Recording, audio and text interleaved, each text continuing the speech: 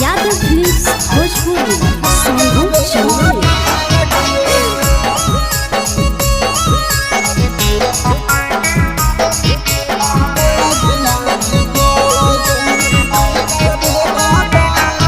अगे याद करता हूँ बात करता तोरा प्यार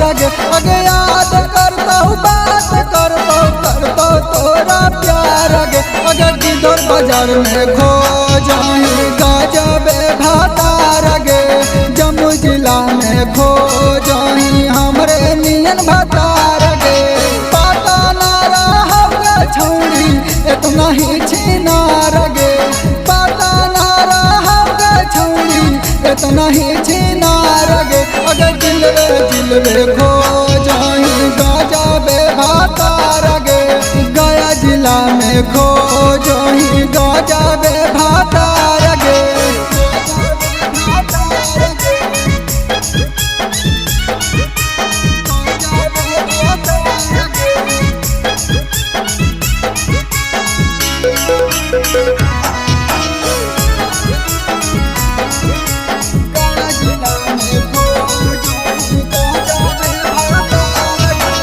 लखीसराय में लहारी के पसरल बाजार गे। लखीसराय में लहारी के पसरल बाजार गे। जहानाबाद में खो जाही गजबे भातार गे। नवादा में खो जाही गजबे भातार गे।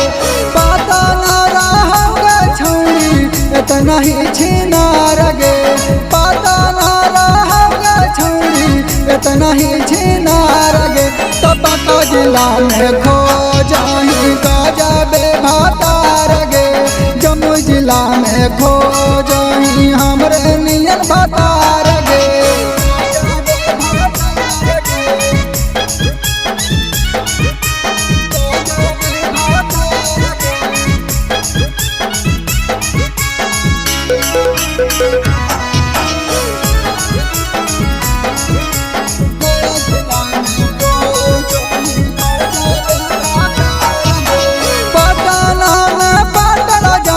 खोज है तो यार गे।